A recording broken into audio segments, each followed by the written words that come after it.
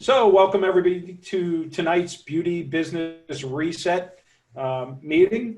Tonight we have the pleasure of having Steve Reiss in, former publisher of a lot of things, right, Steve? And now president, correct me if I'm wrong, president of Salon No, that's Interactive. Donald Trump. I'm not president. Well, you're more important of a president than, right? So, president of Salon Interactive, and our industry comes first. So, Steve, with that, I'm going to let you get rolling. You can introduce yourself and talk about what you want to introduce as a topic tonight. Okay, well, first of all, thank you for including me. One of the things that's painfully obvious to all of us is, first of all, this is unprecedented. Second of all, we don't have a tremendous amount of visibility into how this is going to roll out and play out. But that's why so many different people and so many different opinions and so many different perspectives are so critically important. Because this industry is fairly unique in terms of industries in that it comes together. People talk and share and support each other. And I remember when I first came into this industry a long, long time ago, and I realized very quickly it wasn't a job, it was a lifestyle. And in other careers, you had your friends on Monday to Friday, and then Friday night until Sunday night, you had different friends, and then when you went back to your work friends. It's all the same here, and there are no hours. Everything is all the time.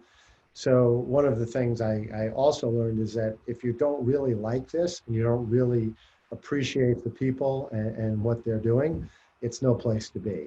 So by default, we've all kind of self-selected to be part of this. And I'm very appreciative of that because I think it's a really good bunch of people. It's people who didn't get into this industry because they wanted to make a ton of money or be powerful. It was because they wanted to help people. They wanted to be creative. They wanted to express themselves. They wanted to connect. They wanted to give back. So I just wanted to say that because I think that dynamic and those relationships are going to be critically important as we move ahead, because we can all benefit from our collective experience and knowledge. So that being said, I appreciate being here. You guys are kind of the tip of the spear in the sense that you're people who have demonstrated you really care about these things and you really want to think about these things and you want to take a leadership role.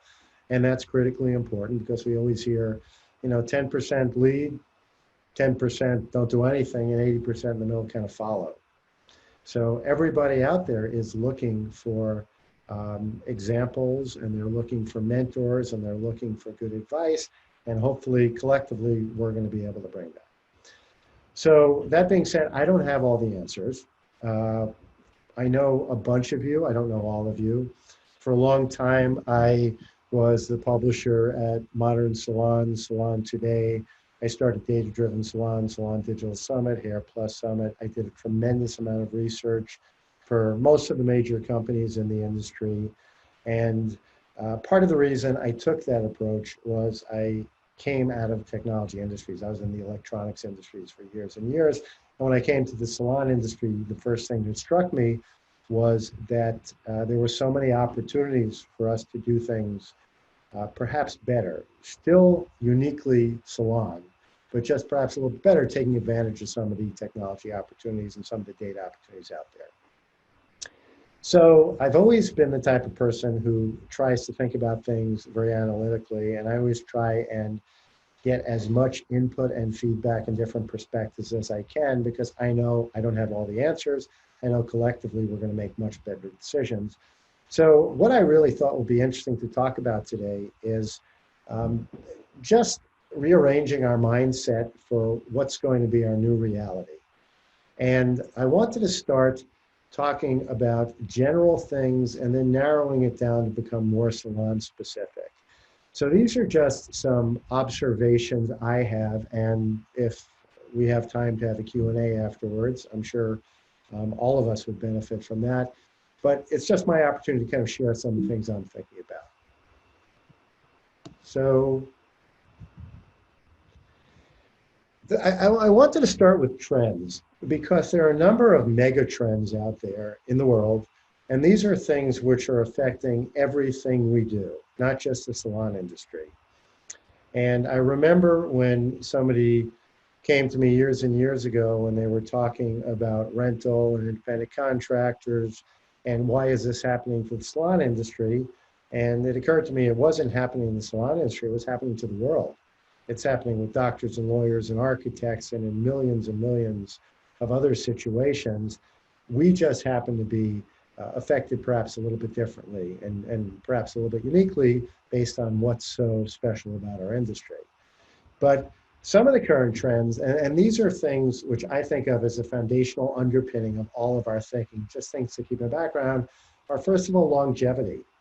Uh, I remember people in their 60s being old and people in their 60s not doing very much. And I think if you look at people now, the 60s are not old. The 60s are a time to be involved, to do things.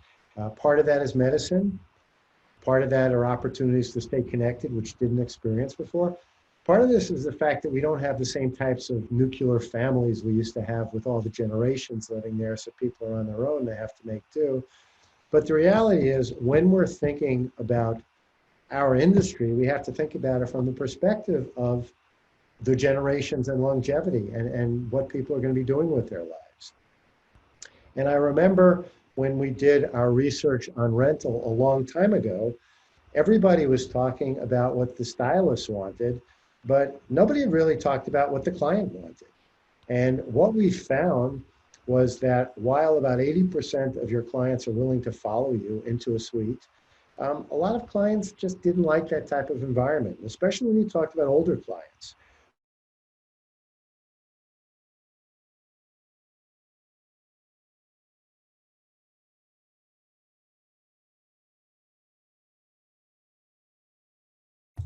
Steve paused on that just to make sure that we all took that, soak it in. Hi, can you hear me?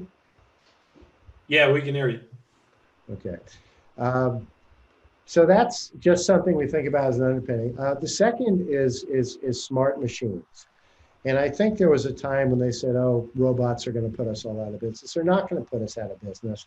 But what they're going to do is they're going to figure out ways to integrate with us to make us perhaps a little bit more useful, a little bit more insightful, a little bit more impactful in terms of what we do. If you look about and you see connected homes and your refrigerator telling you when you're out of milk, we could very easily have systems to tell you when you're out of shampoo. And if you just think about how connected we are, and you think about the fact that we're using Alexa and all sorts of tools like that, it's important to think about how does that come to play in a salon environment. Data. There was a time when there was very little data. Now there's almost too much data. But there are profiles on what we like, what we do. And what you can do is you can break people into types and you can predict fairly accurately what their behaviors will be like. So if you think about your salon customers, you could probably break them into 4 or 5 different categories. And I know a lot of the brands have done things like this in the past with the different types of clients, but also with the types of stylists. So understanding that data is available, how do you use that data to better meet the needs of people? But also, how do you use data to understand how you could be interacting with people and how can you be more specific and more valuable to them? What do they care about? What do they need to know? How do they make decisions? How do they like to interact? There are some people who like to talk and some people who don't. And if you follow other technologies like Uber, you now have a chance to say, yes, I want to talk to my driver. No, I want a quiet ride. So these types of things are going to be much, much more pervasive in our life. There's a whole new media ecology. And I grew up, I was in magazines, and then all of a sudden we were in websites, and then all of a sudden we were in social media. All these are different ways for people to connect. And it always takes a while for the mainstream to catch up. And there are always people who are the outliers and who people are experimenting with new things. But when we started thinking about our business 10 years ago, nobody could have foreseen what would happen with influencers. And now when you talk about influencers, it's a whole different type of conversation because people are recognizing that a lot of them are paid. And they're recognizing that maybe the most important influencers in your life are your personal relationships, your friends. So I have teenage kids, and they've gone away from some of the larger social media platforms in order to create their own intimate groups, kind of like what you're doing here.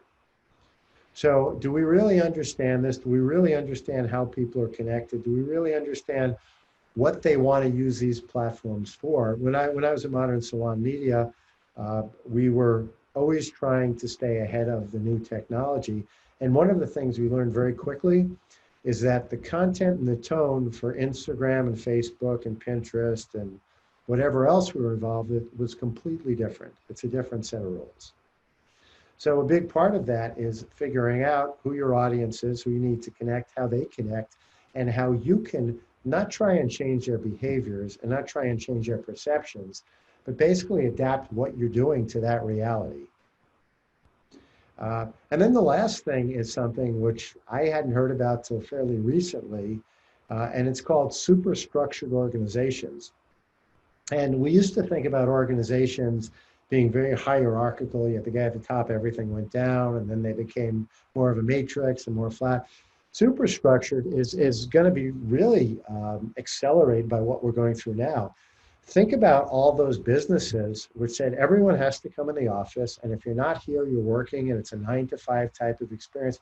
Think about people's lives right now. Think about our own lives right now. All of us are working very, very differently, and you know, my take on everything is that what we're really in the middle of is this huge sampling opportunity, and I'll get into that a little bit more. But when you look at these big picture trends, a lot of people in the salon industry say, we're the salon industry, it doesn't really apply to us.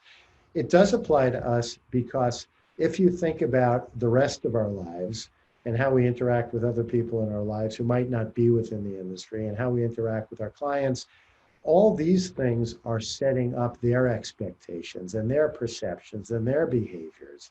And if we really want to take advantage of where this new world is heading, we have to be thinking about these things in a larger sense. So that's the 30,000-foot view. Make sense? Okay, so the next thing is let's think about our current situation. Steve, quick question while you're there, just to keep the party rolling, because I don't want you to get bored talking to yourself. So 30,000-foot view. Just to recap what you just said, it's all about communication, multi-channel communication right now, correct? It's all about so many different touch points, and some of the communication is data communicating with data, and some of it is us communicating on social media. And some of it's how our organizations are going to communicate. But you're right, on a holistic sense, it's all about communication and how information gets shared. And obviously data is behind it all, right? We want the proper data, but we also want to personalize that data. And I know that's what your company works on a lot. Your new company, right? So Salon Interactive is all about data. And basically, for those of you who are a data-driven salon, we used to say data becomes the manager. And I'll give you an example. If you have an employee who is not performing at the level they should be performing, one way to handle it is to go to them and say, you're not performing the way you should be performing. And they go away and they say, that person hates me, that person's a jerk. It's very different when you say, here's what the data shows, and here's what my expectation is based on how the rest of the team is performing. And to really support our entire enterprise and all of your teammates, this is the level you have to be performing at. So what you've done is you've shifted the onus from them thinking it's all about you making a random decision to them taking responsibility for their own activities. And when you can do that, that's a very, very powerful tool, because then you can act and you can get everyone behind you because you're consistent. The one thing people hate in management is inconsistency, because they take it personally and they find it very offensive. So data becomes the manager in a larger sense. I always say people lie, data doesn't lie. Well, that being said, we used to say, and I've done a lot of research in my life, figures lie and liars figure, and it's because data can be interpreted in a million different ways. And the most dangerous thing in the world is people doing research who don't understand research. They don't understand how to segment an audience. They don't understand qualifier questions. They don't understand how to frame questions. They don't understand when the question should be multiple choice versus when the question should be open-ended. They don't understand how to drill down, how many responses you need to make it projectable. And I have seen companies make hundreds of $1 million mistakes because they were too cheap to spend $20,000 on research. And they made a decision based on a bunch of guys sitting in a room. And one of the real challenges with decision making in data is, and I'm rambling here, but I think that's what you guys want, right? Is there was a study done a long time ago, and it was very task oriented. And one group was a bunch of CEOs or top executives, and another group was completely random people, a bus driver, someone who worked in a restaurant, maybe one CEO, a lawyer, a housewife. And they gave them some problems to solve. And they consistently found that the randomly collected group did a better job. And the reason was they looked at things from so many different perspectives. They didn't accept anything on ceremony. They questioned everything. Whereas the business executives looked at the world a certain way, through a certain lens, and they almost couldn't get out of their own way. And I don't even remember how I got to this point, but I've never forgotten that. And that's why you have to manage from the top down, but you also have to manage from the bottom up. And if you think about how the Japanese became so dominant in the automobile industry, it's because the American car companies, you had guys sitting in offices in Detroit saying, this is what we need to do. The Japanese car companies were saying to the people who were actually on the assembly line, how do we make this better? Brilliant. Thanks. Sorry to make you ramble. No, I'll let you get back on. I'll let you get back on track. I love to pick your brain now. So talking about the current situation, when this first started, everyone was thinking it's going to blow over. We'll be back to normal. I would suggest this is a generation-changing event. The same way if any of you have parents who grew up during the Great Depression, they embarrassed you because you went out to dinner with them. They always took the rolls home because that framed their thinking.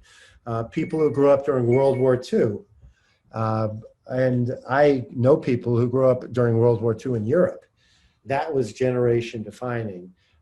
Kennedy being shot to a certain extent, 9/11, the financial meltdown of 2009, all these types of things completely changed how we look at the world. And they completely changed our perceptions and our behaviors. Some ways were immediate, some ways we're just beginning to figure it out. I would say that for all of us, we have absolutely no idea how this is going to change things, how it's going to change education, how it's going to change technology adoption, how it's going to change the workplace. One of the things that I have a friend who's an investor, he was talking about how real estate values in the city are going to go down and then the faraway suburbs are going to go up. And it's because people lived in the city to a certain extent because they wanted to be close to work and they paid a premium for less space to be close to work or for close in suburbs. Now, if people aren't commuting anymore and I want a bigger house, maybe I'll live further out. And living further out, I can get a bigger house for cheaper. So I don't really know how that's going to play out, but this was his thesis, that it's going to be impacting us in a million different ways we haven't even thought about. So the current situation is right now, most of our businesses are closed. I heard that salons are going to be opening in certain states. I don't know how that's going to play out because I don't know enough about the medicine and I don't know enough about, how this spreads or doesn't spread or what we're doing and whether it works. But the reality is our lives and our routines are disrupted. And when I said a sampling opportunity, think about this. I was talking to people who were involved in providing software for beauty schools, and they were saying that certain parts of the curriculum really lent themselves to online education. That might be sanitation or safety or things like that. But everybody always resisted it. Now you've got all these people who said online education doesn't work, and they're watching their 6-year-old kid learn online. And as they're watching, they're saying, wow, this isn't so scary. This isn't so difficult, and maybe it does work. So how is that going to impact education in colleges? How is it going to impact education in our industry? We spend a tremendous amount on the face-to-face, but what are our behaviors and perceptions, and most importantly, expectations going to be on the other side of this? So that's a huge education sampling opportunity. Technology. Our business, we had a 2-year business plan, and basically we hit it in 2 weeks. And that's happened with a lot of people. And I don't say that joyfully, because it tears me apart, because there are so many people in our industry who are struggling, and these are my friends. And it's a horrible situation. You want to help your friends. But just think about it in a broader sense. I heard that a huge percentage, and this was a couple of weeks ago, people who went to Amazon and Walmart.com had never been there before, had never shopped online before. So nothing is ever quite as good as you think it's going to be, or quite as bad as you think it's going to be. So after you shopped online the first time, what's your perception? Maybe that wasn't so bad. Maybe I should consider doing it. People who are using Zoom for the first time. How many people have never used Zoom before this? And now we're using Zoom, and now it's part of our lives. I know that my wife and her friends have a virtual cocktail party every Friday night. And I know that my mother, who's elderly and who I'm very concerned about, who's living alone, she can connect with the rest of the family, and she can connect with her friends. So how is that going to change behaviors? Are we still going to get on an airplane to go to a business trip to meet with somebody for 2 hours? Or are we going to say, maybe I don't really need to do that? What's the best use of my time? I think that technology is going to create so many opportunities that people just haven't wanted to deal with, because we don't want to be early adopters. And then we talked about, sampling working remotely. How many of us want to start commuting again? I mean, I miss people, but do I want to spend a couple of hours each day going into an office, or do I want to find some kind of in between? What's that going to do to real estate values downtown and office space? All these types of things are important to think about. I have a friend who basically, when he heard about this, he rushed out and he bought every USB camera he could find. And he sent them to every member of his family. And right now, if you go to certain websites, it's hard to find a USB camera if you don't have one in your laptop, if you're an older laptop. So that's kind of our current situation. And it's almost like all bets are off. All these things which we've always assumed, this is what people like, this is what people don't like. It's going to be completely different, because you don't really know what you can do until you're tested, until you really try. And I know in my life, and I think most of us in our lives, we know when we really push ourselves and we set an ambitious goal, we can hit it. And we never thought we could hit it, but we can hit it because we don't give ourselves any other choice. And in this case, a lot of us don't have any other choice. Hey, Steve, let me ask you something. With the fact that Zoom became so popular now, we sort of laughed. We've had some educators that are pretty well versed in Zoom, and they've done a great job. There's been more than a few that have never used it before, just as much as my grandmother hasn't. So it's been interesting to see. But as someone that goes to a lot of these trade shows and hair business shows, do you think there's some value if you could do more of a production where someone actually produces your Zoom video, so you could have, say, 500 people on? You don't have the cost of the venue space. You don't have to do the cocktail party. Now, don't get me wrong. I know I've been to a lot of great shows where that camaraderie is what it's all about. But sometimes when things change this dynamically, like when you need to get information out quick, do you think that this is going to be something of the future too, when whether it's a law that changes in a state or whether it's something that changes in the industry, that we're able to unify quickly? I think everything will be a hybrid. And I told you I used to be in the electronics industry. So I did my first webcast in 1997, which was one of the first webcasts ever done. And back around 2000, we started doing what we called virtual trade shows. And basically what virtual trade shows was, there was an entrance you came to online, you registered, you were able to pick from a bunch of different presentations, not nearly as sophisticated as now. And for about 2 years, that was really popular. And then people kind of realized it's very fatiguing to sit in front of your camera all day and to and at that point in time, you didn't have the back and forth you do now. You didn't have the video chat aspect of it. So it was just kind of like a PowerPoint presentation or an audio track or things like that. But what we're finding is people are now used to sitting most of the day on their camera. So my guess is everything's going to be a hybrid. There are going to be certain things that you can't replicate without that personal relationship or that interaction, whether it's training or getting to know people. And I'm sure all of you with people who are your best friends can identify that moment in time when your relationship changed, where you went from being a casual acquaintance to being a good friend. And it might have been you were stuck in an elevator. It might have been, you know, if you're a little boy, you had a fight with somebody. It can be a whole host of things. And you can get to a certain point doing this online, but I'm very skeptical that you can get to that point without having that physical interaction. So my personal perspective is everything's going to be a blend. You know, when we talk about shopping, we talk about omni-channel shopping, where you've got to have things how, when, and where people want it, instead of you saying this is how you should do something. And I think it's going to be the same thing with education.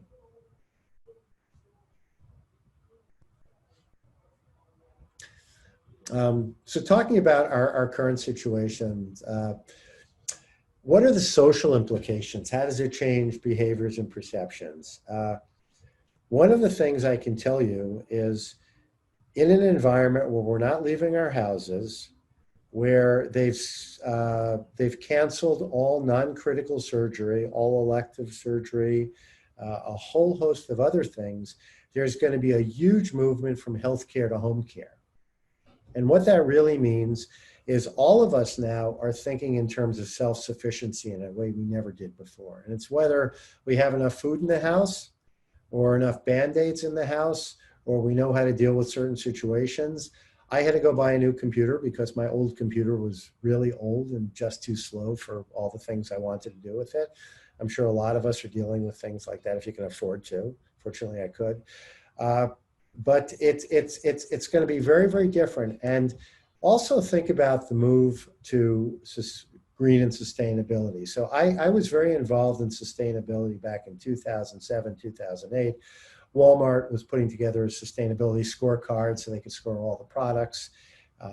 There were a lot of things going on. I did a big research project, and we found that there were a number of people who really cared about this, a number of people who didn't care about this, and a lot of people in the middle who, if it didn't cost any more money or take any more time, yeah, of course I'll do this. What this has really done is this has accelerated all of this.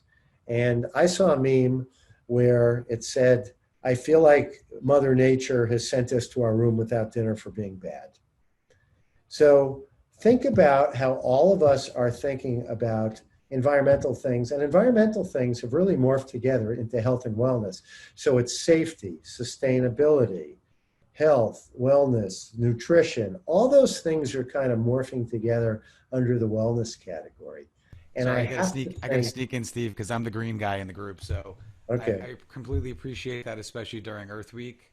And I would say that, you know, anytime you look at anything that's going to affect society, you know, everybody jumped right on board for COVID-19 and got locked in their house, and now they're starting to get antsy. But if everybody jumped on recycling, or in the salon industry, if everybody jumped on education, which I find as part of our sustainable message, you'd have a different environment overall. Now all of a sudden it's like, oh my God, I need my PPP loan. But if stylists had gone back to their roots and said, hey, we're going to be super educated, and there's, you know, no such thing as a $10 haircut, we're all going to have really good education and things. I don't know. I feel like maybe not that the virus would have happened anyway, but when you talk about sustaining your business, I feel like a lot of salon owners might have been in a better position.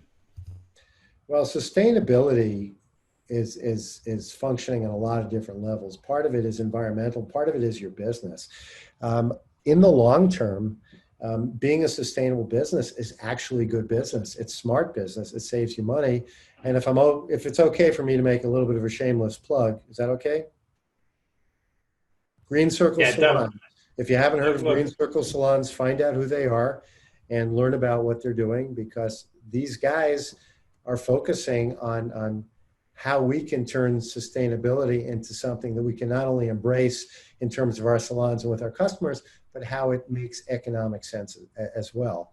And going off on a tangent, I don't know if any of you go on YouTube and you kind of wander around and you end up watching weird stuff. I was watching videos about water in Israel. And Israel is basically in a desert, has very little water. What water they have, they're kind of fighting with their neighbors over. And yet they are becoming a mass exporter of water. And that is because Israel recycles 82% of the water in their country. The next highest is Spain at 17%, the United States at 1%. And that and desalinization and things like that, they basically took a negative and they turned it into a positive. And I found that very inspiring, not on a political sense, but just because if you think about things differently, sometimes it forces you to find solutions. So if you think about all the things that are being wasted in the salon, hair color, how much hair color is washed down the drain? Now, we actually, in Modern Salon, we actually did a research project for Green Circle salons. And we found that it's not that effective to say to the stylist, think about how much money you're wasting, because in a lot of cases they're saying, well, that's the owner's money. But then when you reframe things and you say, what do you think happens to all that color you wash down the drain? Do you think maybe it goes into your local rivers and streams? Do you think maybe there's an impact on your personal environment? All of a sudden people go, oh my God. And it's just framing things in a way that people can relate to. And I think we're going to see a lot more of that. Steve, I've got so much to hit you with. I was holding off, but I guess instead of holding off to the end, I want to, now that you're off on a tangent, I want to get you going. Green Circle, we love them. We've promoted them all along. I think that, you know, I've used the example, Green Circle surcharges, COVID surcharges should be the way to go forward until we're out of this, right? Just because we should be operating properly. But with that, I just want to go over a couple of things you said. Number one, I agree with you. We're social creatures.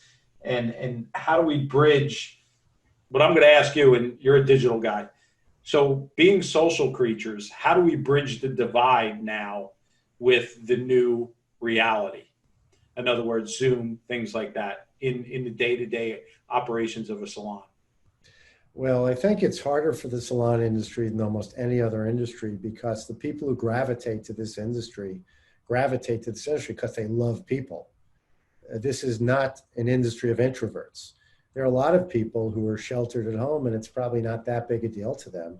I think it's a huge deal for this industry because we feed on the energy and the relationships we develop. So I'm not really sure how that plays out, but I think the way it works is that you can keep relationships alive until you can be with people face to face. And can I give you an example, a real world example? So if I'm running a salon right now, I'm trying to figure out, how do I come out of this better? Now, one of the things I can tell you is the relationships you develop with people in bad times are more defining than the relationships in good times. In the good times, you got a lot of money in your pocket, everyone's your friend. You know, right now we're down and out and somebody helps you, you remember that. So as a stylist, you know, what are the things you can do? And I know a lot of stylists are helping people, but, and this is an example specific to my business, if it's okay to share. One stylist decided she was going to have a party, and she invited 8 to 10 of her clients who were all involved with textured hair. And she said, bring a glass of wine. I'm going to talk to you how to care for your hair while you can't come into the salon. So they spent an hour together, Zoom, Facebook Live, whatever the platform was. And it was great because it was a diversion for all. It embraced the relationships. And a bunch of the people actually got to meet new friends. So it was a social opportunity as well. At the end of it, she said, you know, while you can't come into my salon, she goes, here are some of the products I would recommend you use on your hair in the meantime. And if you're interested, you can go to my online store and you can purchase these. Now, stylists hate to sell, but they love to help. So what that's just done is it transformed I'm trying to sell you something to, I can help you. Well, what happened was within a couple of days, she had sold $500 worth of product. which is money in her pocket. But what's even more important is that 2 or 3 of the people called her and said, that was so much fun. Can I invite a couple of my friends next time? So we know that the way we look at clients is not, I'm going to sell you something for $60. It's, this is my friend. This is someone I want to help. This is somebody who's going to be coming to me for 10 years, and every year they're going to send me 3 or 4 new friends, and that's going to build my business. Think about how magical that is. So now she's going to get a small group of people with blonde hair and a small group of people who straighten their hair. And she's going to be doing all of these in small groups because you want to keep it personal, because that's what makes it special, and that would create the interaction. And that may create enough revenue to replace what she's done. But more importantly, think about how it's going to change her business on the other side with new people who are coming to her. And my prediction is that on the other side of this, the successful salon will be doing 20 to 30% of their business in online retail, because that's going to be the way the world works. They're going to come out of this. Without plugging your company, because I'm going to get there, okay, because I believe in your company beyond belief. I think that's the most brilliant thing I've heard so far, because I think that we know that you and I are, and Andrew and some of us others, we study marketing, right? And marketing is about communication, body language, trust, visualization, how you present yourself with your voice, things like that. Zoom is a platform, obviously, no matter what it is, whether it's Zoom, Facebook Live, whatever it is, we can communicate in a personal manner to each other, right? Which honestly, we probably have a little more time for communication right now than we've had when somebody's in your chair. So taking this opportunity to do that and then grow it, like you just said, with inviting their friends in, I think is the most brilliant idea you can jump on right now. And anyone can do it. As long as you get out, you got to get out, and you can't be camera shy, right? Well, I mean, you kind of hit on something, and you can either sit around and say, woe is me, or you can say, I have a gift. And this gift is I have time to actually do things that I will never probably have again. So do I want to squander that gift, or do I want to take advantage of that gift? And the other thing is, it's not just you have time to do things, but people have time to help you. And people are looking for things to get involved with. If Tom Sawyer was ever going to social distance paint a fence, now's the time to do it. Because people are looking for a way to get involved. They want to belong to something. I have to think there are so many people who are feeling hollow because you've gone from this frantic lifestyle, which you obviously love if you're doing it, to shelter.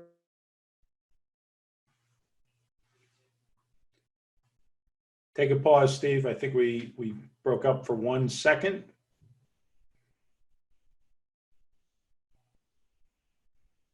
James, you want to jump on? We're still going, correct? He's sheltering. Yeah. Okay, there you go. Steve, you lagged out for 1 second. It's okay. It wasn't important. Steve, I want to jump on for 1 second Yeah. while your internet connection calms down, because your kids are on there. So I have to say, I appreciate you and Jim Bauer. Jim Bauer and I have been friends for a long time. When he was first thinking about Salon Interactive, that's how far back I go with him. Just so you guys know, and Steve hasn't said it, I don't think you've said it once tonight. Steve is the president of Salon Interactive, and Salon Interactive does online retail to beat up on Amazon. And you can say what you want to say, but that's how I phrase it, right? And I love that there's been a platform to take it out of Amazon's hands and put it back in the salon's hands. And you guys created that. And I mean, Jim was the mastermind, and he was brilliant enough to bring you, another mastermind, on board. And so I know you said earlier that you almost felt embarrassed how you went from your 2-year plan, or hurtful, your 2-year plan of income, down to a 2-week plan. And Jim said the same thing to me. And I think that speaks to your business and your business, that you really want to help salons. So if you just want to say something quickly about Salon Interactive and how people can get involved and what it's all about, and how, most importantly, what I've been hearing a lot, and I know I'm going to put this in your lap and you're going to say, Derek, you shouldn't say this, but get other distributors involved because you guys are so backed up now that the shit hit the fan. You know what? First of all, thank you for the shameless plug, because I don't want to be that guy. But I can tell you a little bit about the history of all this. And some of you may know Jim Bauer. But Jim's story was he was in the Army. He got out. Didn't necessarily have enough money to go to college, but enough money to go to beauty school. So he went to beauty school, became a stylist. At the age of 25, he opened a salon. He ended up opening a bunch more salons, and he decided that he really wanted to improve his business. So he wanted to figure out how to find technology to improve his business. And he went around and he couldn't find anything he liked because there was no cloud-based software at that point in time. Everything was resident, which for a variety of reasons, it isn't ideal, as we all recognize now. And as a salon owner, he went out and he started his own software company, Rosie. And it was the first cloud-based software. And what really set it apart was because he was a stylist and a salon owner, he knew exactly what he needed. He knew exactly what was important. He knew exactly what his pain points were. You can have 50 different things you can do, but the reality is 3 of them are probably 95% of your time. So those 3 have to be really good and really easy. So Rosie ended up becoming a very successful software company. And about 4 years ago, Jim got very upset, or concerned, I should say, because anyone who's grown up in this industry who doesn't really expect that much, and then all of a sudden they're successful, specifically because of this industry and all the people who've helped them along the way, has to feel that they want to give back. And that's what really sets this industry apart. Everybody wants to support each other. And he was very concerned about Amazon because we know, and I know from the Salon Today 200 and all the things we did, the one thing that successful salons all have in common is they do a lot more retail than the average salon. That is the most scalable and profitable part of your business. And a lot of salons don't do a lot of retail. And what they were doing, he saw it being taken away by online competitors. And there was no salon solution. So while he was at Rosie, he started working on a salon solution. And for a salon solution to work, it had to take advantage of the infrastructure that already existed in this industry. We're not going to get people to recreate the wheel. And it had to be completely consistent with the way people in this industry do things. Did I lose everyone? Can you guys hear me? Okay, it had to be consistent with how people do things. Now, about that point in time, I was doing a big research project on online and in-person retail for exactly the same reason, because if we wanted to fight back, let's make sure we know how people feel. And Jim was very interested in that research, and I did it with the Chain Salon Association. They underwrote it. And we learned quite a bit about what motivates stylists and what motivates salons. And he basically took all that to heart with Salon Interactive. So fast forward a little bit, he's soft launching Salon Interactive, and people come to him and they say, you know what?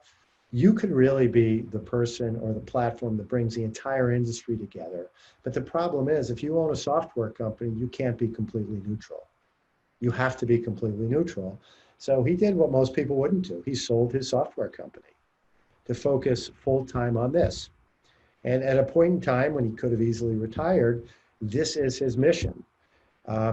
I started working with him because when I put together the Salon Digital Summit, which was a conference in Los Angeles, I wanted to put together a technology integration room because we found one of the big problems that stylists and salons had with technology was they didn't understand how they work together.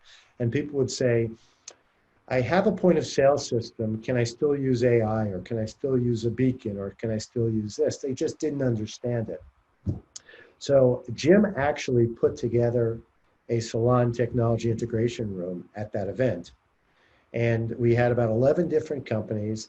And the marching orders were you can't talk about how you compete with each other. All you can talk about is how we all work together for a solution. And because of that, I got to know Jim very, very well.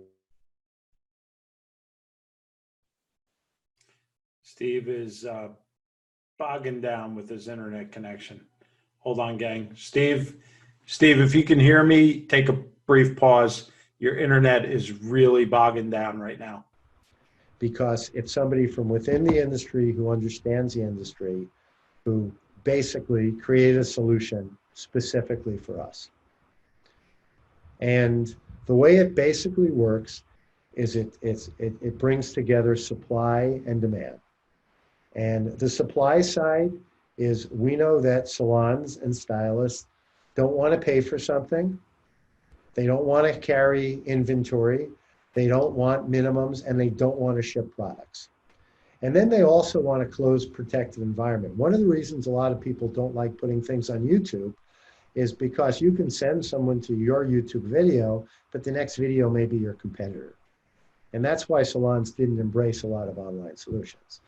So by putting together something like that really changes the conversation from selling to helping and not requiring any fixed costs, and you can come and go when you want, that worked. And from an infrastructure standpoint, basically all the fulfillment is being done by distributors. They're already structured to do that. They're just not doing any B2C or business to consumer type. Yeah, look, Steve, I've seen, like, Sydney and her group, in case you guys don't know Sydney, and, they've been like, they're taking pictures of her and George running around fulfilling the orders. I think that this platform is perfect for any of you that want to get involved with online retailing. It is agnostic to your software. What that means is you don't have to have a specific software to interact with it. Now, Rosie, obviously, being that's Jim's old company, has a direct tie-in, but the other software companies that don't, it doesn't matter. You can still set up your online retail store, and best of all, it's free, guys, and it has a marketing platform. So I'm going to do a little plugging here for you because that's how much I believe in the platform.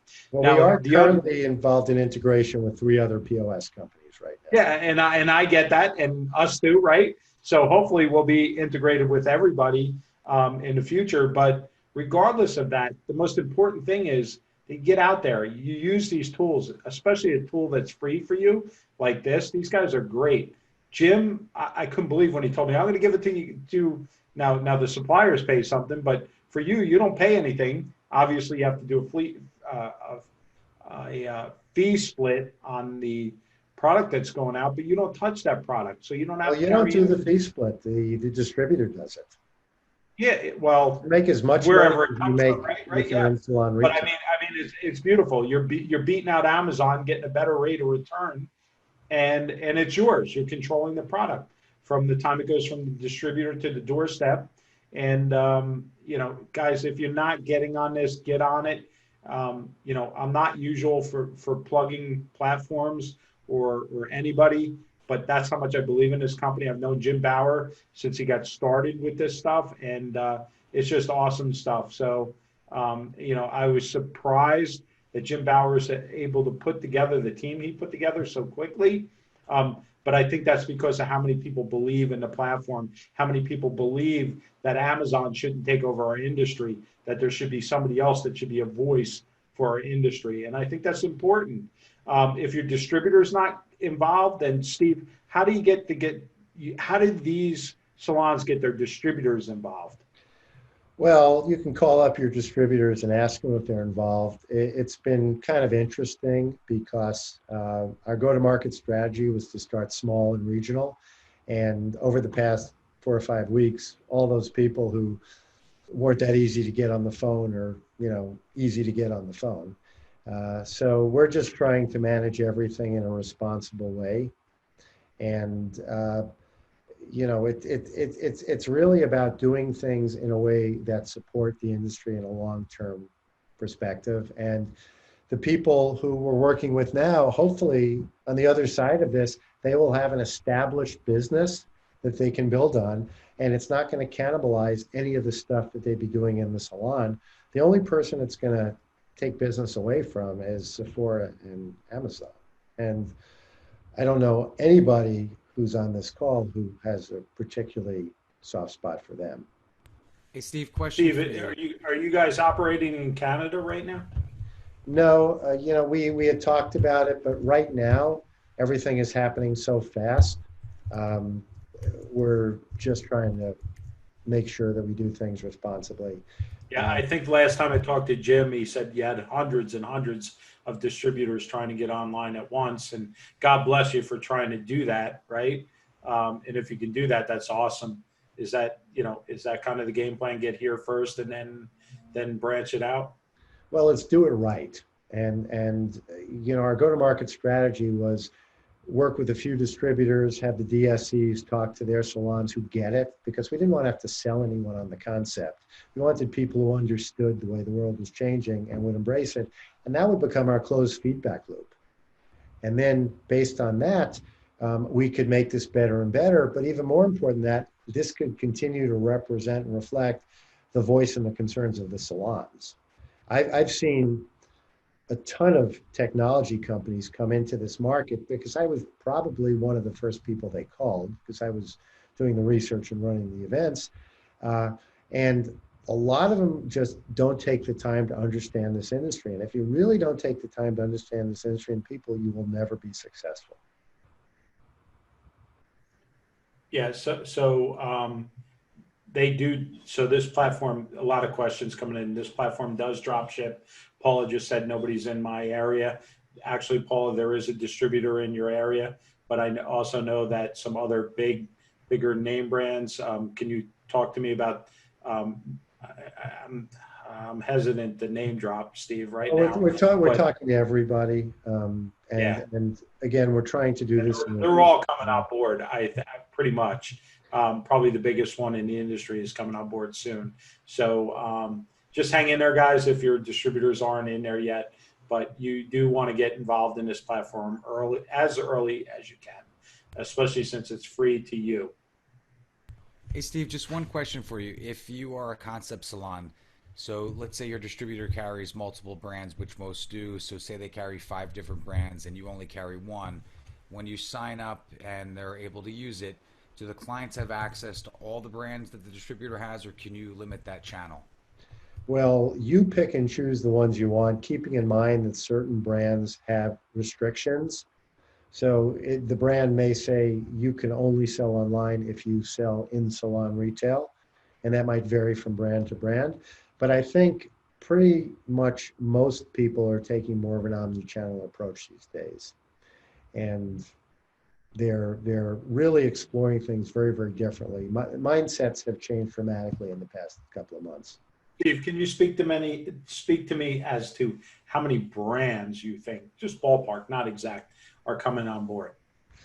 Well, one of the things that Jim did was he spent 4 years building the infrastructure and testing it and onboarding product and brand data. So I think we have 400 brands. We have the data already.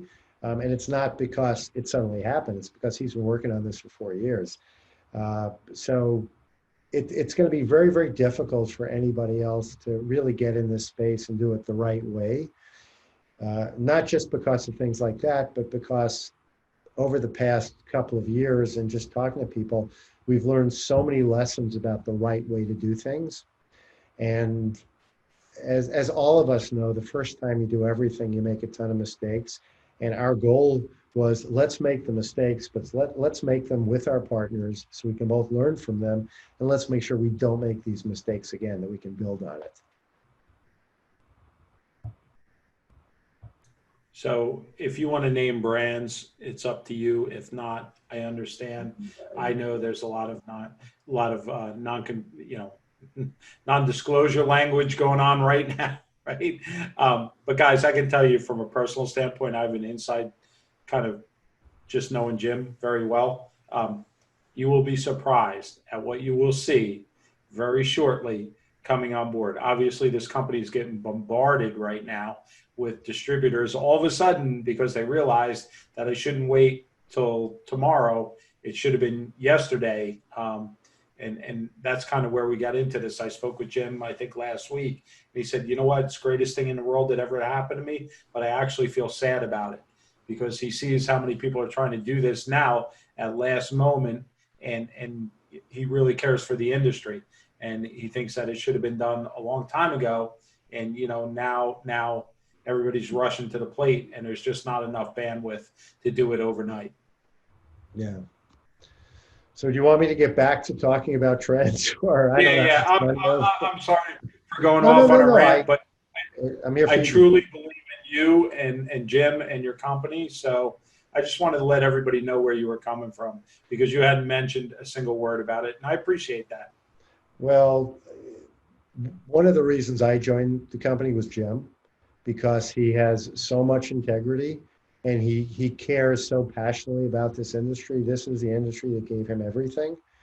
And it's kind of like all of us are suckers for a cause. We all want to belong to something a little bit bigger and greater than we are. And when you were talking about people who wanted to be part of it, I think that's a big part of it. It's because they look at him and they say, here's this guy who's been successful at every stage in his career, and he's been successful doing it the right way and treating people with respect and having integrity. And we all want to be part of something like that.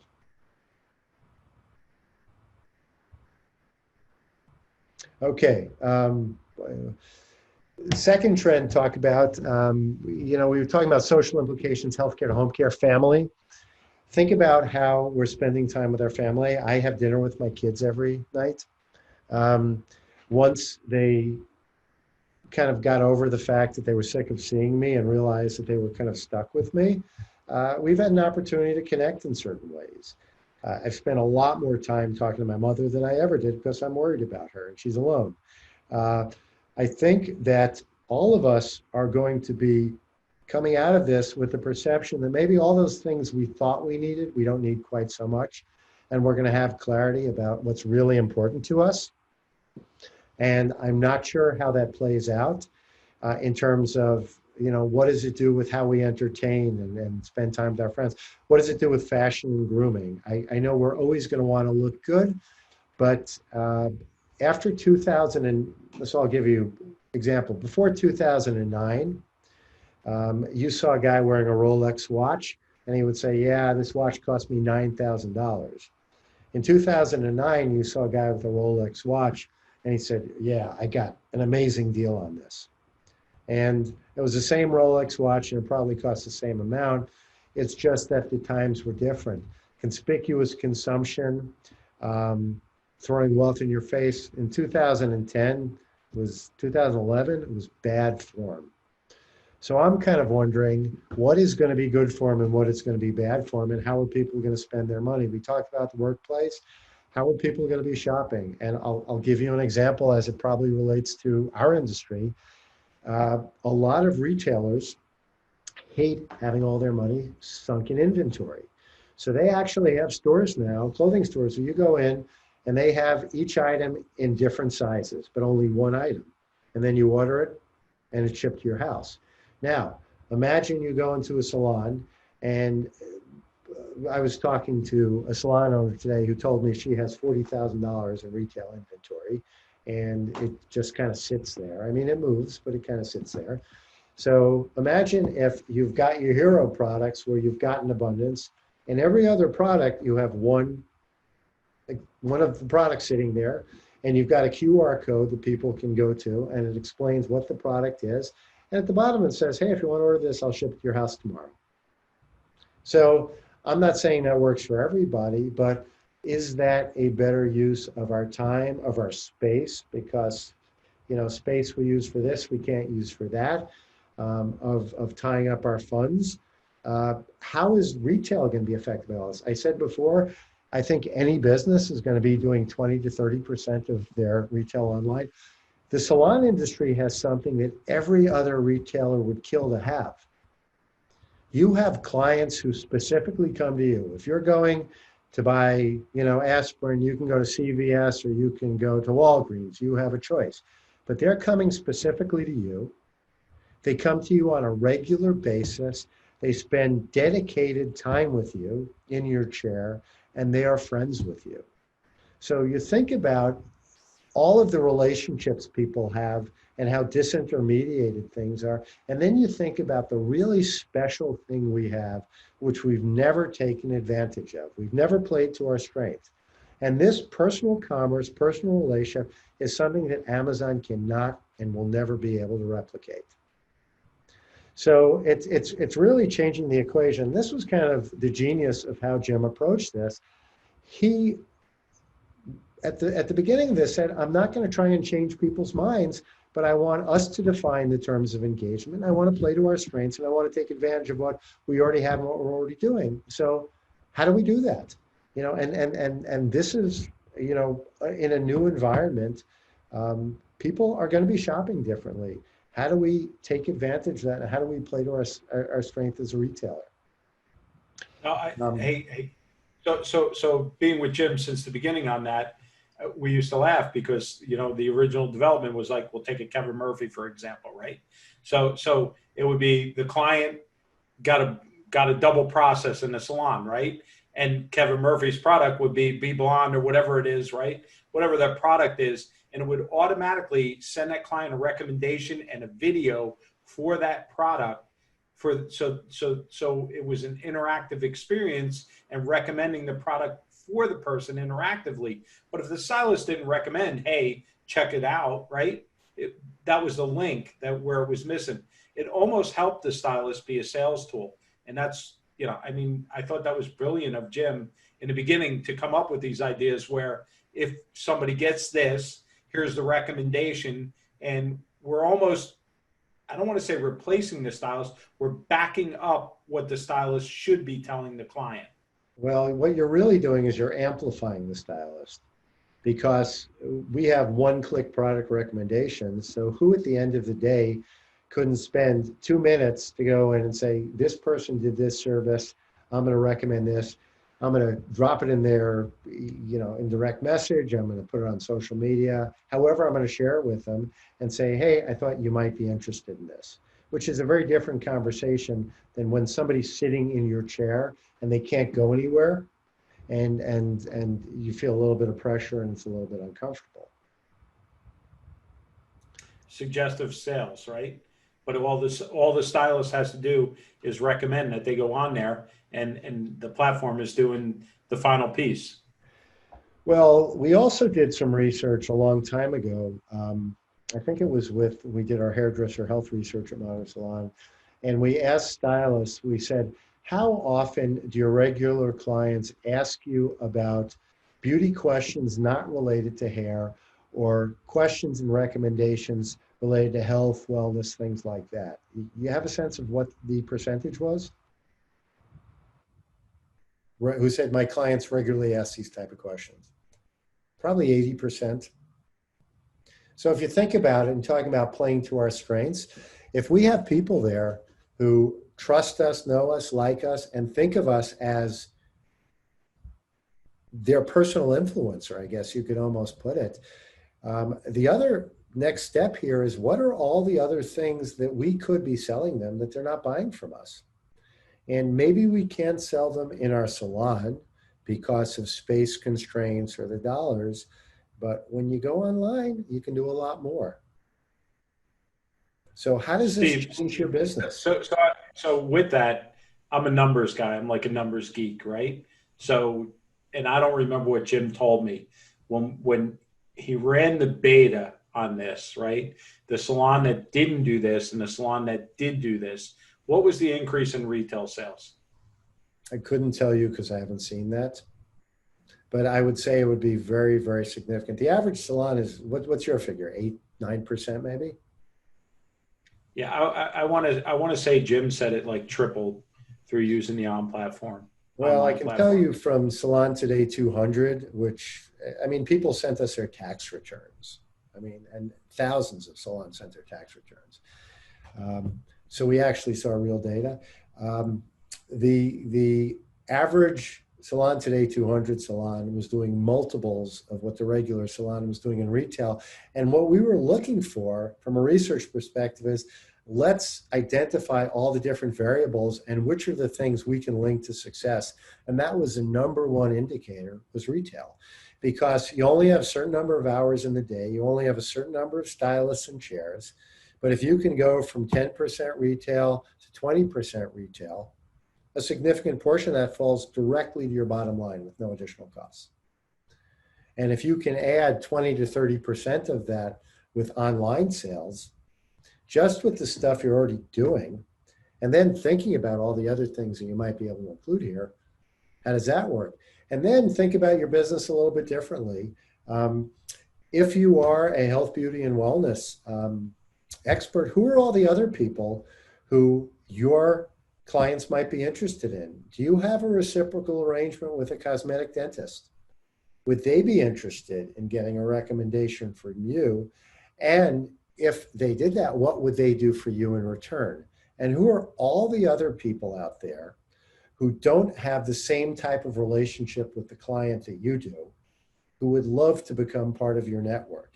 And we had an event called Hair Plus Summit, and we actually had a whole track talking about how you could develop these types of business relationships and how you can make all these other people in your marketplace become your advocates and your apostles. And part of that is thinking about our business completely differently. But that's why the positive in this huge negative is that it's given us the time, and we're thinking about different things that we never would have considered before. Because in the past it was, is it a need to have or a nice to have? And if I couldn't make it happen right away, and if it wasn't easy for me to wrap my arms around, it wasn't a need to have. Now, all of a sudden, our definitions are changing pretty substantially. Steve, so I want everybody to really let this sink in, because as a coach, right, and there's a lot of other coaches in this group right now, if we can take our, let's say, average retail of 6 to 8%, because honestly, that's probably, I would say, the industry standard right now, 6 to 8% of retail to service, right? And we can get that up to 20%. We're talking about salons who, a good salon right now is running a 10% profit margin. Now, if you can bump that up another 10%, you're running a 20% profit margin just based on getting your ass in gear with retail. Yes.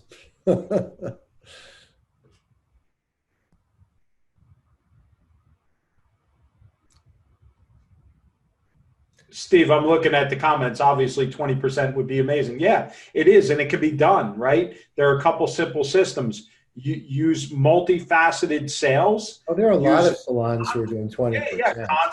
Concentrate on it, right? Instead of you pushing the stylist to sell, use your digital techniques, use your peer pressure techniques through team selling and things like that. But here's another thing to consider.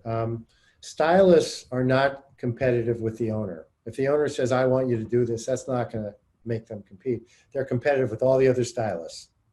So if you had some kind of recognition or leaderboard, or you were sharing what some people are doing, every single stylist thinks, I should be the best stylist, I should be the top stylist. Having the salon owner do it doesn't have the same impact. Nothing against salon owners, but we've found that to be the case. Hey Steve, is there a way to track that or to link it back to, I know obviously you don't, I like integration to a degree. I also am a fan of separation to a degree as well, but is there a way to track that if you port those clients in to put the stylist name so you can keep tabs on who buys online just in case? Oh yeah, absolutely. The nice thing about technology is if you really think things through, you can prepare for everything. So if you think about getting a new software program, it can do 10 things. There are probably 3 of those things that are 90% of your time. So you don't even pay attention to 4 through 10 until you've really gotten comfortable with those first 3. Then maybe you add one more. We have a lot of stuff which we've worked on, valuable functionality. And frankly, now's not the time to talk about it because there's enough to wrap your head around. It would just confuse people, and it would just make people go, whoa, that's way too much. I'm not going to deal with it. Right now, we've got to say, do you want chocolate, vanilla, or strawberry? We can't go into Baskin Robbins. And that has nothing to do with the salon industry. It's just people in general. You know, we're under siege. We're going through our stages of grief. We're trying to sort things out, and we all feel put upon and overwhelmed. And the way to really help people is make things simple. Make it easy so they don't have to think about it. Make things intuitive. Make things that resonate with them so you don't have to really explain it. They know deep down, hey, this is important and this is good. And limit choices. People And like that's, that. part of that is limited choices. Yeah. Couple questions coming in. Would be nice if we had some more. Just bear with me a second. Does Rosie interact with this? Yes, Rosie right now is the platform that interacts with it. There are several other salon software companies that will be interacting with it soon. But you don't need to be part of a POS system to participate. Yeah, exactly. Exactly. And you can use this as a standalone platform for sure. Like you just said, you don't need your software to interact with it. You can still set up your online store for free if your distributor is involved. If your distributor is not, then you need to tell your distributor, get on board. Or sign up with a different distributor that already is. Yeah, exactly. So guys, all these questions about who's interacting with it, some of the ones you just mentioned will be. They may or may not, but we're not going to get into names tonight. Just, you don't need your software to interact with it. Get involved with it now on its own. It's a standalone platform. What I would say is that the future of salon technology is kind of plug and play. Right now, the problem is that the guy who's doing the color management system has to develop his own integration with every single software company. And that's probably not going to happen. It's just too much work and too confusing. So what we can do is we can be that hub. We can be that one, you know, for those of you who have computers and you have kind of like a little attachment next to it, which is a hub, and it's got a USB-C and a USB-A, and it's got your micro data card, and you can put your Ethernet in there, and you don't have to worry about it. That's really the intent. The intent is to make this industry more efficient, because ultimately what everybody wants is best of breed, pick and choose what you want and just plug it in. And technology is going to be the great differentiator down the road in terms of so many different things, but it's only going to work if it's easy.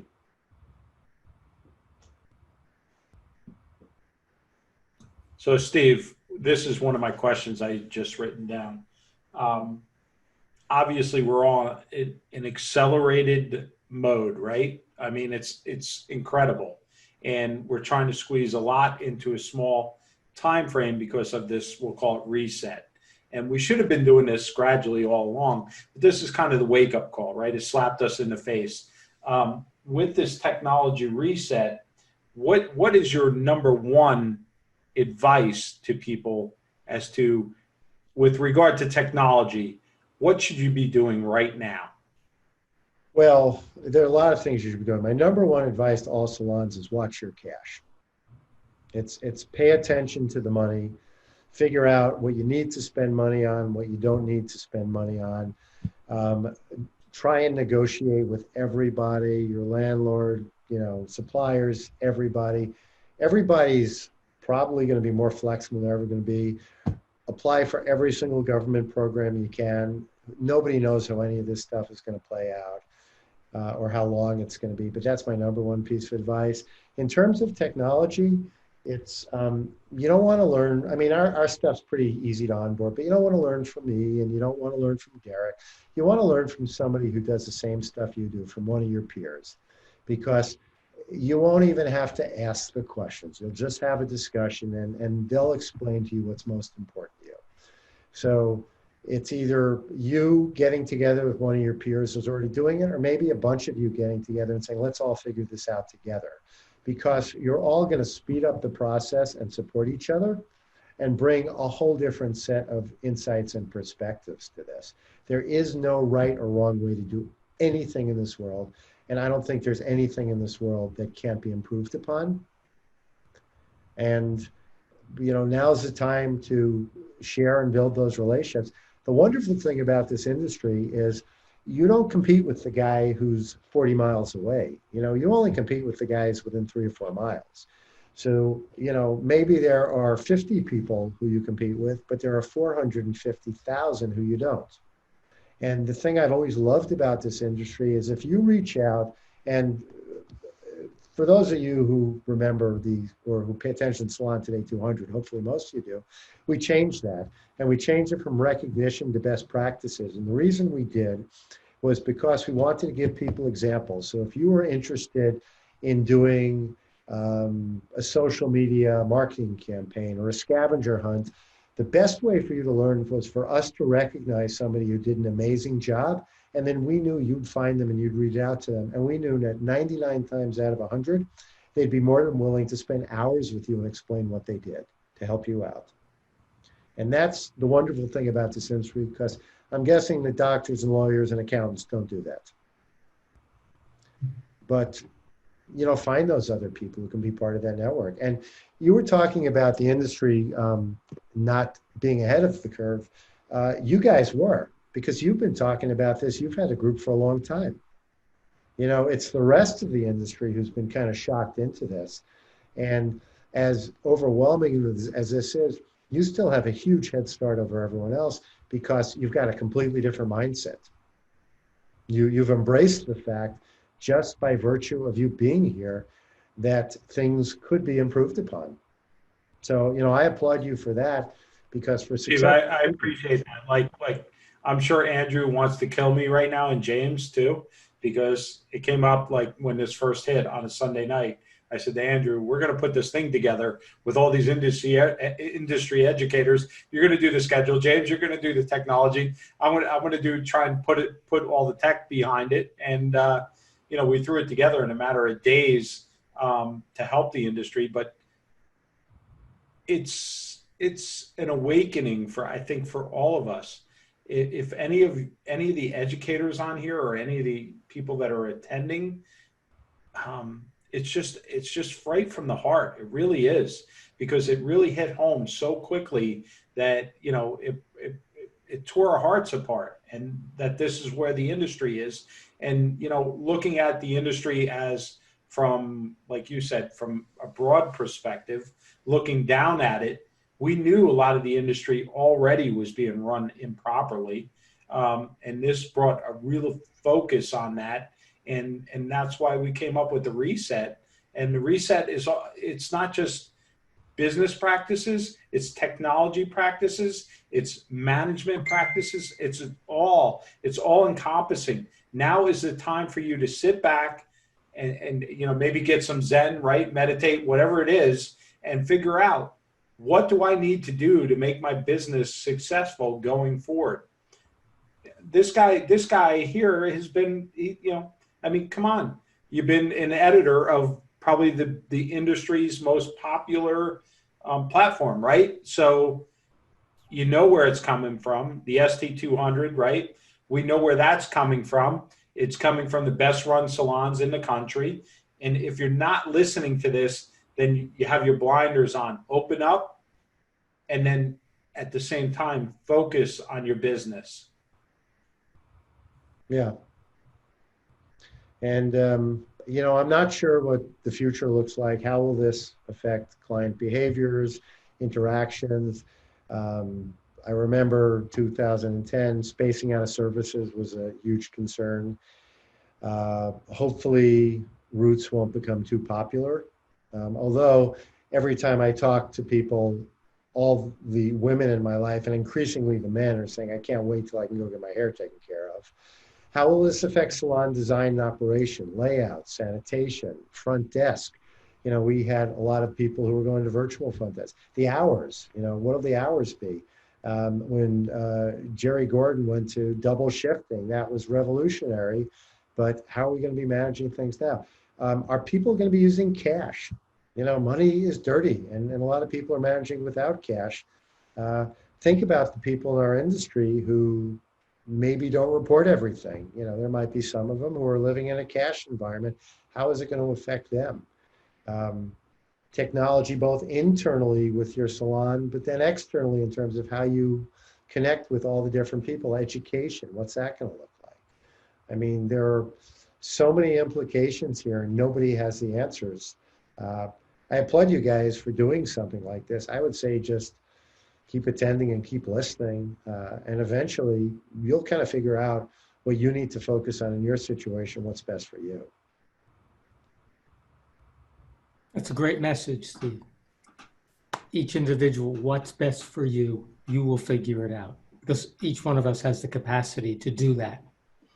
And now we have the time to figure it out. So there's no excuse. Why not? Exactly.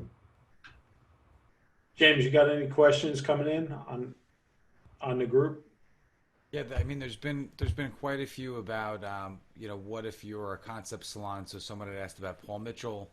If they're a Paul Mitchell concept salon, are you guys signed up with that? And how to bridge the gap, I guess, if you're a concept, and how your distributor interacts with Salon Interactive? Well, what I can say is everything has changed, and we're pretty much talking to everyone right now.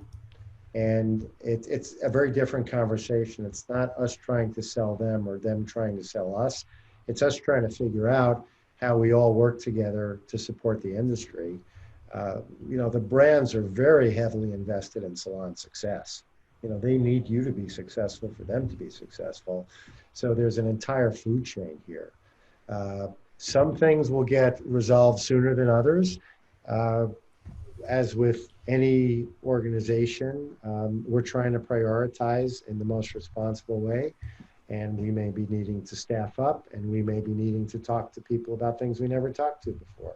Yeah, hey Steve, what about brands that sell on Amazon already? And I don't know if a lot of the owners or stylists that are on, the concept behind selling on Amazon was that you price fix, that you have a store, so you couldn't have third-party resellers. So it was more of a protection for us as stylists and salon owners. But I know it wasn't explained that way. So I know when it happened, everybody freaked out.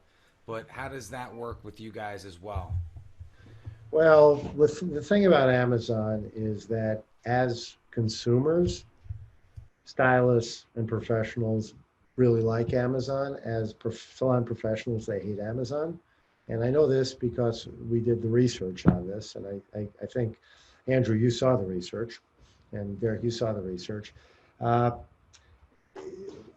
You can't blame people. Everybody's trying to figure out what to do. And we're not looking to put Amazon out of business or compete with Amazon. What we're looking to do is to give the salon industry an alternative to Amazon, an alternative channel. And this is a channel which was built by the industry, for the industry, of the industry. And it's very, very different than Amazon. I think long term, it will be much, much more able to support the industry than Amazon, because Amazon sees us, and they're a big company, and I look at Amazon, I'm in awe of them. They're brilliant people, and they've completely changed the world. How many companies can you say completely changed the world? But they can't be all things to all people. And our opportunity is that we can focus specifically on this industry, and we can create a solution that works specifically for them. And we can play to our superpower, which is our relationships and our infrastructure, which are our distributors. And once we put all that together, I think we're not only a viable alternative, I think we're a much better alternative for the industry.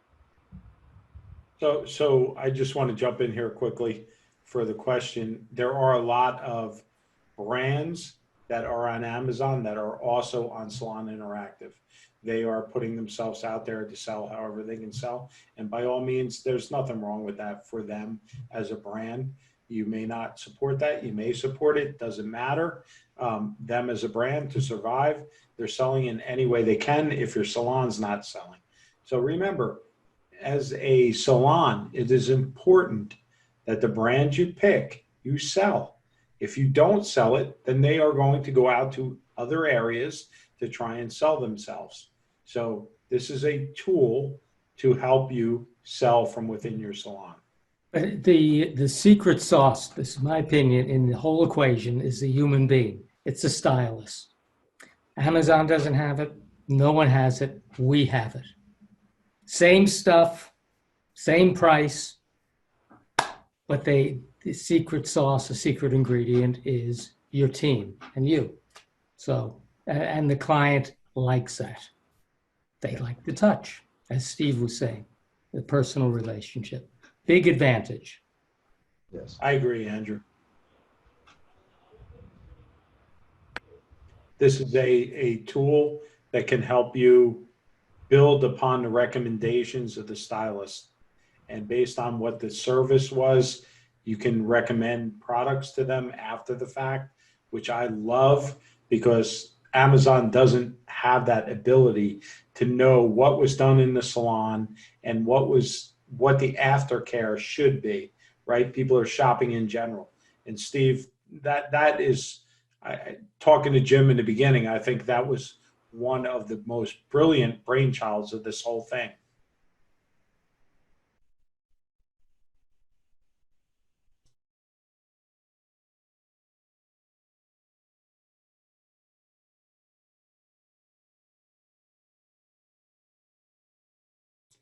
I think Steve lagged out for a second, but guys, if you're still on here and you're listening, definitely check out Salon Interactive. Steve is brilliant, and obviously he comes from, you there with us, Steve? Steve, you there? Yes. Can you hear me? Perfect. Yeah, you lagged out for a second, but did you hear what I said? No, I didn't hear anything you said. Okay. He said you're brilliant. Yeah. Oh, So thank you. I said you're brilliant, but one of the things I said is in the beginning, what I liked about Salon Interactive and knowing Jim was that he came on board and said, we're going to do select recommendations after the fact, something that Amazon cannot do, right? So we're performing a salon service in the salon. Now they have aftercare recommendations. Amazon can't do that. Yeah, exactly. Playing to your strengths, right? So Steve, if you can, before everybody signs off, just tell me about kind of how that funnel works, right? So when somebody gets a service, how it recommends, let's say a Kevin Murphy blonde or whatever it is, right? So the thing we've done is we've brought together supply and demand. So the supply is utilizing the distributors like we talked about. The demand is we have integrated marketing modules, and there is nothing else out there that has the marketing and the fulfillment. So basically using our platform, and it's free to the stylist, you can send emails out, you can post things on Facebook, you can direct message, you can make recommendations that send people to specific products. And when they go to your store, they're in your store. They're not one click away from anything else. There's no place else they can go. So that creates a real comfort level for both the client and for the salon. And because it's integrated, we create— Steve, most of the manufacturers have made videos, correct, that you carry to, so when they recommend something, the client can actually see what you're recommending for that particular service. Well, some have. Some have. I wouldn't say most. Okay, so tell the rest to get online like Kevin Murphy did. Well, I have to say Kevin Murphy is very successful on our platform because they're thoughtful and deliberate. And for the reasons you mentioned, they've been thinking about these things. And anybody who thinks about things and has a plan and sticks with it, adjusting as you move ahead and learn more, is going to have some degree of success. Where people are generally not successful, they say, oh, I'm up, do it for me. So Heather had a question. She said, does this work for the salon or the stylist? It works for a salon or an individual stylist who is a business owner, who has a distributor license, correct? Yeah, well, any licensed stylist, it can work for. And people have said, is this only salon owners? Salon owners can do it, and they can decide how they want to include all their styles, or independent contractors can do it. And if you think about independent contractors, they have no retail at all. And they're a business owner. And you know what, a lot of the people beat up on them, you know what, but if you want to be an entrepreneur, you want to be an independent stylist who's an entrepreneur or a business owner, you are a salon owner. You're a salon owner as one, and you can grow with that. You want to build or you want to stay as one, that's your choice. But this platform is available to you. Right. It's a great revenue source for anyone. 24/7 while you sleep. 24/7. Who doesn't like that? And Steve, when does a stylist get or salon get their checks? I know it used to be weekly. Tell me about that right now. How's it work? It's still weekly. And what happens is everything's shipped by Monday at 8 o'clock. We run the reports on Tuesday. We send the money via ACH deposit to your bank account, which we validated. It generally takes a day or two for your bank deposit to clear, and it depends on your financial institution and how they manage things. And you should have your money by end of day Friday. And then everything sold after that goes into the next check. So you're getting your money once a week. It's basically a 1 week. It's basically a 1 week business cycle. More or less, it's like a 1 week business cycle. And Beautiful.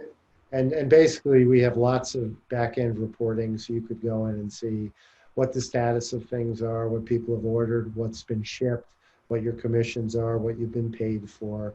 One of the things I give Jim a lot of credit for was because he developed Rosie from the ground up, he designed reports that made sense and were easy to understand by stylists, as opposed to a lot of technologies we use where you look at the reporting and it makes no sense at all. So, Steve, you lagged out for a second again, but I'll ask the question if you can. Derek, Yeah, so Steve. good Go ahead, question Andrew. that Oscar asked if That's employees. exactly where I'm jumping in. Okay. So, Steve, if you can hear me, Now I you can. lagged out for a second. Yeah, so the question was, can you track if a stylist is recommending products, can you break it away to find out who's recommending and commission on that stylist? Yes. Beautiful. That's an Well, easy one. Oscar, I love just yes. That's it. That's a quick and easy. Oscar asked a little bit of a different question. He said, can employees start their own account while being an employee of the salon? We haven't addressed that yet. I'm suggesting right now, no, that they should be working with their salon. Now, if they're an independent contractor within the salon, as a lot of people are in California. Steve lagged out again. So if you guys can hear me, the answer is yes, you can. So a stylist within a salon cannot. You assign them an account. A stylist that is a booth renter or independent employee can set up their own account. So Oscar, please know you are, yes, you are correct. They cannot if they are working inside a salon. If they are an independent contractor, then yes, they can.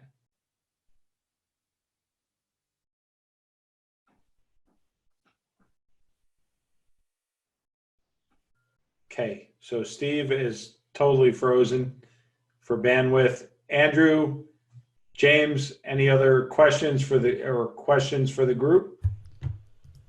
I think everything was great that they asked. I mean, obviously, usually in this case, if somebody had more in-depth questions, I would always direct them back to Steve or Salon Interactive for more details or a demo or whatever the case is that they want to do.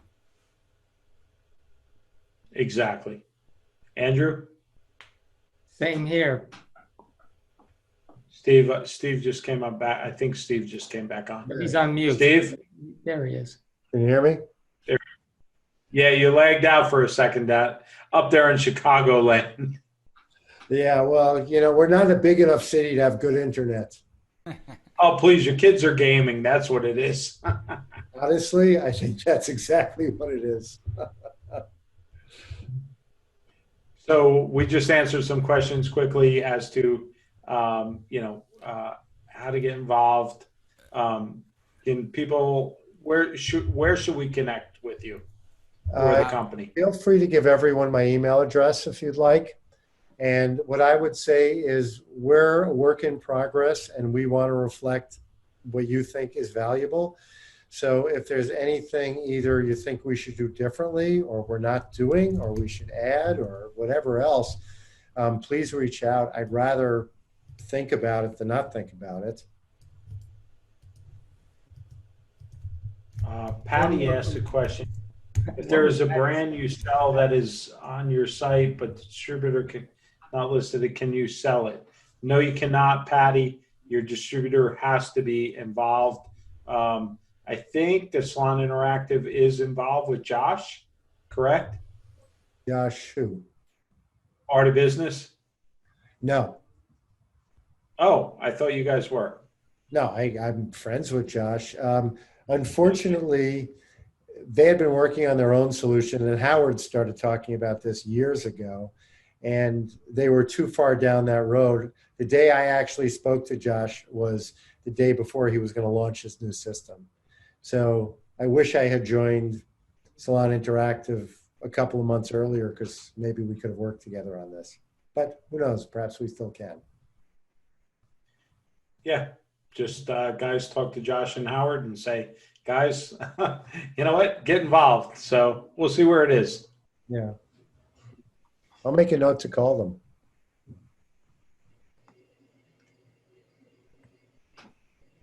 So guys, if you have a distributor or a representative that is not involved, surely make the call, get them involved. We're having an issue with internet connection right now, but we're gonna kick the meeting off for tonight. I will post in the group how to get in touch with Salon Interactive and email address. And thank you everybody for attending. It was a great meeting tonight. And Steve, thank you so much for your time. I know it's a big thing taken away from your family for this time. So no, there's nothing more important than that. This is really critically important, and I appreciate you letting me share thoughts. I really do. Thank you. Andrew, James. Great, Steve. Thank you so much. Great to have you. Thank you, guys. We'll see you All right, soon. guys. Remember, all the replays will be on Salon Ops YouTube channel if you want to catch up on it or share it with your friends. Make sure you subscribe, and we will be on tomorrow night. I think, Andrew, who's on tomorrow night? Stacey. Oh, look. Stacey Sobel. Look at Steve, your buddy's on tomorrow night, right? I love Stacey. She is wonderful. So Stacey Sobel will be on tomorrow night. And what's Stacey's position right now? Stacey runs Salon Today and the business conferences for Modern Salon. So we worked together for 10 years. Beautiful, beautiful. Great. So that should be exciting. If you want to jump on, we'll let you jump on and kind of juice her a little bit. You know what? If you can send me the link, I will try to. I will definitely do that. Okay. So everybody have a great evening. It was great being on tonight.